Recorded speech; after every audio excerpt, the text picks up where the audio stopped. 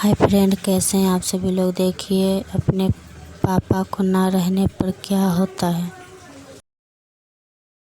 से बात करनी ही पड़ेगी। और ये कहकर वो हंसती हुई जाकर सुमन के पास एक कुर्सी खिसकाकर बैठ जाती हैं। तो बताइए बहन जी, कैसी हैं आप? सुमन एक फीकी मुस्कान भरकर हामी भर देती है। तभी गोपाल लक्ष्मी के कान में बोलता है, अरे जल्दी आरोही को भेजो, चाय लेकर नीचे, इससे पहले कि इसकी माँ सारा काम खराब करवा दे। जाओ। लक्ष्मी तभी उठकर ऊपर जाती है और आरोही के कमरे में झल्ला कर जाती है। आरोही अभी भी शीशे के सामने बैठी थी। अरे इसी आईने से चिपकी रहोगी क्या? नीचे आओ चाय लेकर और सिर पर चुन्नी कर लेना। लक्ष्मी वापस चली जाती है, पर अब भी आरोही बैठी अपनी आंसुओं से लाल आंखें देखती रहती है और एक लंबी सांस लेकर मानो खुद से बात करने लगती है। पापा, देख रहे हो क्या आप? एक आदमी एक 11-12 साल की बच्ची के साथ रॉकिंग चेयर पर बैठा है। बच्ची उसकी गोद में बैठी है और वो इंसान उसे बड़े प्यार से अपनी बाहों में भरकर कुछ बोल रहा है। आरू, जब तक तेरा पिता तेरे साथ है तब तक तुझे कोई नहीं रोक सकता, और जब तक क्या, मेरे जाने के बाद भी, क्योंकि मेरा साहस और मेरा निश्चय मैं तुम्हें सौंप रहा हूं। तो रहूंगा तो मैं तुम्हारे साथ हमेशा। तुम जाओगे कहाँ पर? तुमसे तो कहीं दूर नहीं जाऊंगा, जहां भी होऊंगा तुम्हारे साथ होऊंगा। तुमने कहा था जब तक तुम हो कोई रोक नहीं पाएगा मुझे, और देखो तुम्हारे चाहते ही कैसे एकदम रुक गई मैं। आरोही सहमी सी चाय लेकर नीचे उतरती है और सबको चाय परोसने लगती है। जैसे ही वो सुरजन को चाय देने आती है, सुरजन प्याला लेने के बहाने से उसका हाथ पकड़ लेता है। आरोही झिझक कर अपना हाथ अचानक पीछे खींचती है और थोड़ी सी चाय छलक कर सुरजन के ऊपर गिर जाती है। आरोही डरकर सुरजन की ओर देखती है। सुरजन का मुंह चढ़ा होता है। वो थोड़ी सी ही डरी हुई है ना, इसीलिए। बेटा तू रख दे चाय, अपने आप ले लेंगे। आरोही चाय रखकर अपनी माँ के बगल में ऐसे आ बैठती है मानो कोई बच्चा धूप से छुपने के लिए पेड़ के पीछे आकर लुक गया हो। तभी लड़के वालों के साथ आया बूढ़ा बोलता है, अरे बेटी कहाँ तक पढ़ी हो? तभी थोड़ी हिम्मत करके सुमन बोल ही पड़ती है, जी अभी तो 11वीं ही कर रही है। अच्छा तो बेटा आगे भी पढ़ना। तभी लक्ष्मी की बात को सुरजन बीच में काट देता है। अरे बहुत है इतनी पढ़ाई, और भाई साहब आगे तो घर गृहस्थी संभालनी है ना, तो इतना पढ़ने लिखने का भी कोई ज्यादा फायदा तो है नहीं, बस पैसा ही बर्बाद करने वाली बात है। हाँ, खैर बात तो ठीक है। आरोही की माँ चुपचाप अपनी नजरें जमीन पर गड़ा लेती हैं। तभी उधर से लड़के का पिता भी बोल पड़ता है, हाँ, और बच्चे हो जाने के बाद कहाँ वक्त लगेगा इन किताबों में माथा मारने का है? जी जी सही बात है, सही बात है। तो भाई साहब बताओ फिर कैसे करना है? जैसा आप कहो भाई साहब, अभी इन्हीं जाड़ों में कर लेते हैं। आप बताओ कैसा क्या इंतजाम चाहते हो? अरे बस सभी को पसंद आ जाए, कोई ये ना कहे कि जाने कैसी जगह ब्याह करा लिया। नहीं, उसकी चिंता ना करें। बस तो फिर करो पक्का। वाह जी वाह, करो फिर तैयारी शुरू। आप भी अपने घर में बहू की। तैयारी क्या जी है? हमने तो बस एक कमरा और रसोई तैयार करनी है, बस। ये सारी गतिविधियां आरोही की माँ अपने मन में कंपन थामे निशब्द देख रही थी। उसके मन में चीखना चाहा, पर जहन ने मन का साहस तोड़ दिया। अरे तो करो मुंह मीठा समधी जी। अरे गले लगिए गले। हाँ। सुमन अपनी जिंदगी को मिठाइयों में, पकवानों में बंटते देख रही थी, और वो भी चुपचाप। सभी लोगों ने खाना पीना किया और विदा लेने लगे। अलका आरोही के पास आई और उसके हाथ में कुछ पैसे रख दिए। ये लो और जल्दी आना, तुम्हारा इंतजार रहेगा, और आते ही हमें पोतों वाला कर दो। दूसरी ओर सुरजन आलोक को एक कोने में लेकर चला जाता है। देखिए आप मेरे पिता के समान ही हैं, तो आपसे कुछ कह सकता हूँ क्या? हाँ बेटा कहो। पिताजी थोड़ा समझाइए अपनी बेटी को। मैंने हल्का सा हाथ क्या पकड़ा, उसने तो ऐसे बिगड़कर हाथ छुड़ाया जैसे हम कोई दैत्य हो गए हैं। और एक बार भी हमारी तरफ नहीं देगा, हैं? हमारा हक बनता है उस पे। अब तो थोड़ा समझाइए। अरे नहीं नहीं बेटा, तुम दिल से मत लगाओ उसकी बात। वो तो नादान है अभी, धीरे धीरे सब समझ जाएगी। मैं बात कर लूंगा। सभी लोग विदा लेकर अपने घर निकल जाते हैं। अरे ये जो नखरे दिखाने हैं ना, तो अपने बाप को दिखाना, मर के, या फिर अपनी माँ को दिखा। पता है क्या कह के गया है वो, कि उसके जरा से हाथ लगाने पे ऐसे झटक के दूर किया जैसे वो कोई प्रेत हो। अरे जिस्म में क्या आग लग गई है अगर उसने थोड़ा सा छू ही दिया तो। तभी वो सुमन की ओर गुस्से से पलटता है। और भाभी, आप वैसे तो आपकी जुबान पूरे वक्त सिली रही है, लेकिन जैसे ही पढ़ाई की बात आई तो फट से बोल पड़ी आप। अरे इतना शौक है ना तो जाओ अपनी बेटी को लेकर यहाँ से और पढ़ाते रहना फिर। और नहीं तो क्या, एक तो इनके खसम के मरने के बाद हमने पाला और हमें ही वीर बना रही है। बताओ, पाला मतलब ये हमारा उतना ही परिवार है। अरे है नहीं था, अब मेरा है, और मैंने ठेका नहीं उठाया आपका। हाँ, रखा हुआ है वही बहुत है, और इतने बुरे लगते हैं तो निकलो यहाँ से। तभी आरोही सहसा उठती है और जाकर आलोक के पैरों में गिर जाती है। अरे ये क्या ड्रामा है अब, है? मैं आपके पाँव पड़ती हूँ ताऊ जी, मेरा ब्याह मत कीजिए। मैं अपनी पढ़ाई का खर्च खुद उठा लूंगी। मैं और माँ दोनों, हम और घरों में पोछा लगा लेंगे। आलोक झटके से अपने पाँव हटा लेता है। और हमारी इज्जत की धज्जियां उड़वा लो, है? बेटा शादी तो तय हो गई है, अब तुम्हें पसंद हो या ना हो करनी पड़ेगी। ये कहकर दोनों मियाँ बीवी अपने कमरे में चले जाते हैं। सुमन भागकर आरोही को अपने सीने से चिपटा लेती है। माँ, हम भी चलते हैं बापू के पास। बिना पापा के तो कुछ भी नहीं है हम। यही तो दुख है बेटा, औरत का वजूद उसकी शुरुआत से उसके अंत तक सिर्फ एक मर्द की प्रतिष्ठा में सिमट कर रह जाता है। पैदा हुए तो बाप के नाम से, बड़े हुए तो पति के नाम से।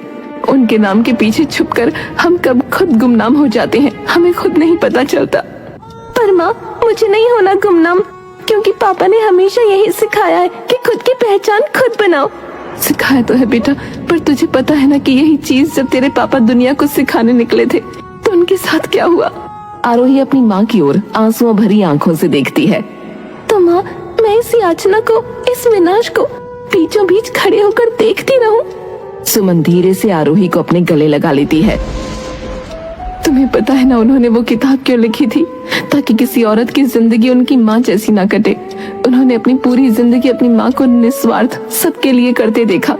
जब तुम्हारी बड़ी दादी गुजरी तब तुम्हारी दादी यानी मेरी सास की तबीयत बहुत खराब हो गई थी, तो उनकी माँ पूरे दहन तक सिर्फ एक चारपाई पर बुखार से कांपती लेटी रही। और बाद में पता है क्या कहा इन लोगों ने? देखो बेशर्म को, कैसे अपनी सास के संस्कार पर बिना एक भी आंसू बहाए चुपचाप पड़ी है। बेशर्म, सब लोग जिंदगी को तड़पते देखकर भी मुक्ति पर रोते रहे। निस्वार्थ काम करना इसलिए सिखाया गया है हम औरतों को, क्योंकि कभी आवाज ही नहीं की तो सुनेगा कौन। तेरे पापा ने किताब यही सोचकर लिखी थी कि शायद कुछ बदलाव आ जाए, पर तेरे पापा ने आवाज कर दी थी। और जब युगों की चुप्पी के बाद एक हल्की आवाज लोगों को सुनाई दी तो वो विद्रोह की तरह उनके कानों में चुभने लगी। और जिनको ज्यादा वो आवाज चुभी उन्होंने उस जुबान को ही बंद कर दिया। मैं नहीं चाहती बेटा अब तेरे साथ भी यही हो। कुछ दिनों बाद जाड़े पास आने लगे थे और ब्याह की तैयारी शुरू हो गई थी। जैसे जैसे ब्याह पास आ रहा था वैसे वैसे घर में आरोही और सुमन की इज्जत भी रोज नीलामी पर चढ़ती थी। एक दिन जब आलोक और लक्ष्मी चीजों का हिसाब कर रहे थे तो लाने ले जाने की बात चल पड़ी। सुमन और आरोही भी वहीं मौजूद थीं। अरे ये 9-10 जोड़ी कपड़ों का करेगी क्या? बहुत है 3-4 जोड़ी ही। लक्ष्मी बहन, इतने से कपड़ों में काम कैसे चलेगा? नया घर होगा, कुछ महीनों तक तो रोज लोग मुंह दिखाई के लिए आते रहेंगे। अरे तो अपना घर बिकवा दें क्या है? इतनी पड़ी है तो अपने गहने बेच के दिला दो ना इसे कपड़े। ब्याह भी खुद ही कर लो। एक तो ब्याह कर रहे हैं, ऊपर से इसके नखरे भी झेलो। आप दोनों ऐसे क्यों व्यवहार कर रहे हैं जैसे किसी कबाड़ी को इसे बेच रहे हो? वक्त आने पर मैंने और शैलेश ने खूब साथ दिया है और हमारी ही बेटी के साथ ऐसा सलूक कर रहे हैं आप लोग। वाह, एक तो इनकी लड़की का घर बसवाओ और ऊपर से हमें ही ताने दे रही है। और कौन सा एहसान किया था आपने और भैया ने? है हम भी तो करवा ही रहे हैं ना इसका ब्याह। और जो पसंद नहीं है तो बेशक निकल जाइए यहाँ से। सुमन अचंभे से उनकी ओर देखती गई और वो पुराने कपड़ों में और सस्ते गहनों में उसकी बेटी को तौलते गए।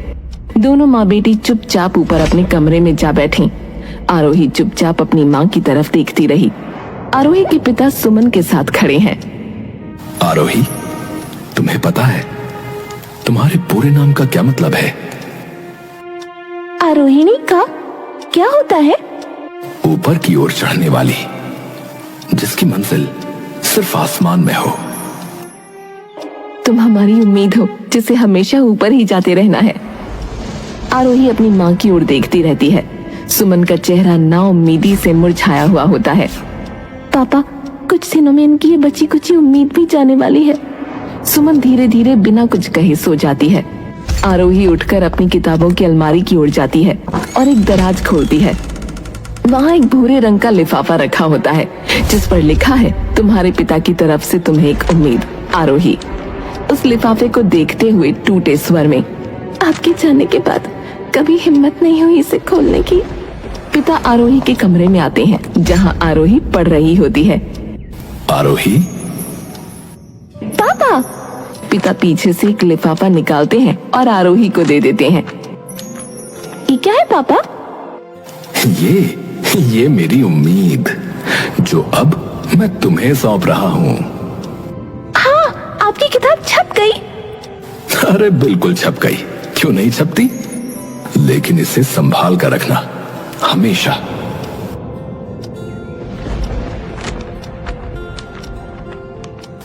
ये किताब सिर्फ मेरा वजूद, मेरी कल्पना और मेरी उम्मीद, मेरी बेटी आरोही के लिए।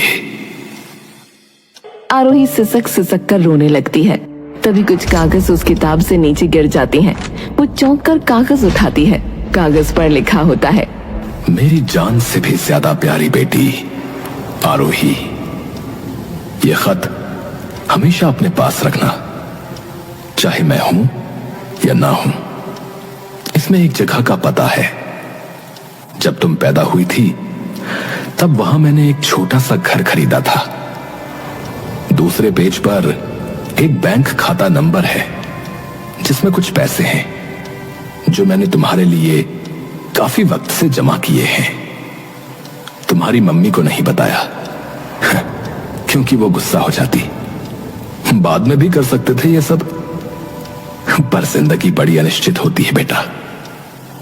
लेकिन जिंदगी चाहे जितनी भी अनिश्चित हो, एक बात जरूर याद रखना, तुम चाहे कुछ भी करो, तुम्हारे पापा हमेशा तुम्हारे साथ खड़े हैं।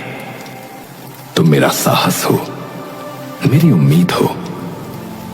याद रखना बेटा, साहस का मतलब डर खत्म हो जाना नहीं होता, बल्कि डर के बावजूद चलते रहना और लड़ते रहना साहस है। हमेशा हमारी उम्मीद बनकर यूं ही चमकती रहना। तुम्हारा एहसानमंद, तुम्हारा पिता। आरोही के हाथ पैर कांप रहे होते हैं। वो खत अपनी छाती से लगाती है और जोर जोर से रोने लगती है। ये सुनकर उसकी माँ उठ जाती है और भागती हुई उसके पास आती है। आरोही बेटा, क्या हुआ? बेटा कोई नहीं, ऐसे नहीं रोते। ये पापा ने मुझे तब दिया था जब उनकी किताब छपी थी। पापा ये कहते रहे कि मैं उनका साहस और उम्मीद हूँ।